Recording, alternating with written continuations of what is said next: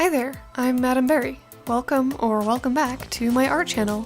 For my birthday last year, I got a set of Arteza gouache. I've used it in a few videos before, including my portrait of Molly Mock Tea Leaf and a 3-color challenge. The one problem I had with it though, is that it was impossible to keep in a palette because it dried and cracked and fell out. Second shelf, I have this gouache palette that I can't close because if I close it, everything falls out. I wanted to fix that, and I'd heard that adding honey or glycerin can help dry watercolor or gouache stay in a palette. So I wanted to try that out.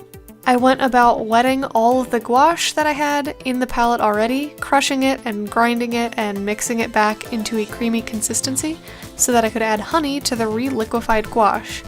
Some colors were thirstier than others and required more water, and overall this took hours. I cut much of the process out because it's pretty boring to watch. And let me tell you, I do not recommend this. It made such a horrible mess. Add honey to your liquid gouache as you're pouring it in the palette for the first time. Maybe if your gouache is expensive and you don't want to waste it, you can crush it and re-wet it like I did to save money. But on an inexpensive gouache like Arteza, it would have made much more sense to throw out the crumbled chunks of dry gouache and start fresh. After I had had them crushed and re-liquefied, I added a little bit of honey, maybe like the tip of a knife, into each of the wells and mixed it into the gouache.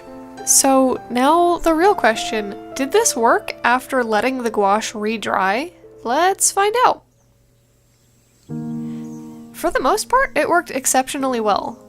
There were some colors that I had added too much honey to, and those colors never actually dried, remaining sticky indefinitely.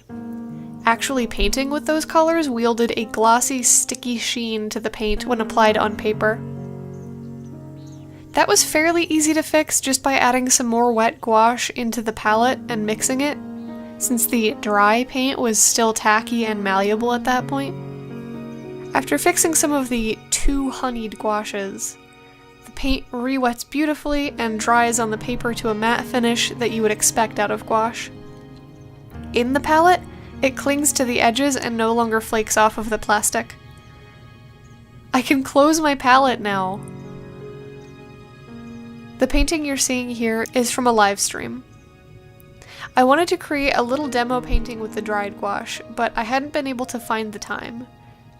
After I made this painting for a stream, I thought it worked well as a demonstration, though I did use some of the gouache out of the tube for the background, since I had to mix a large quantity of that color.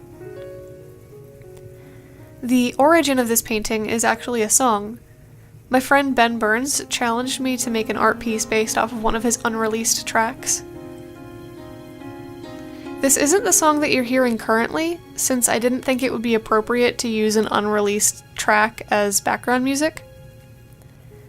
But the music you are hearing is another one of Ben's songs with a similar feel to it.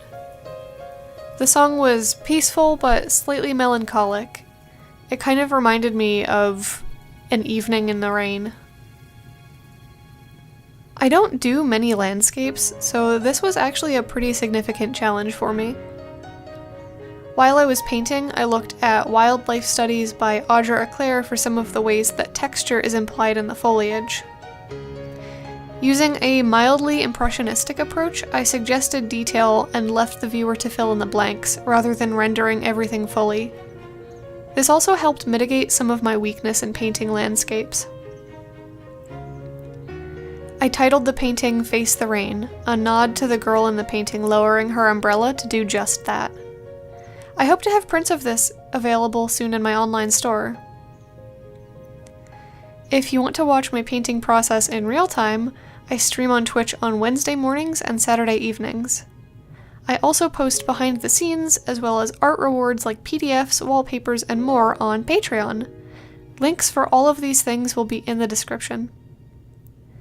Thank you so much for watching, and until next time, take care.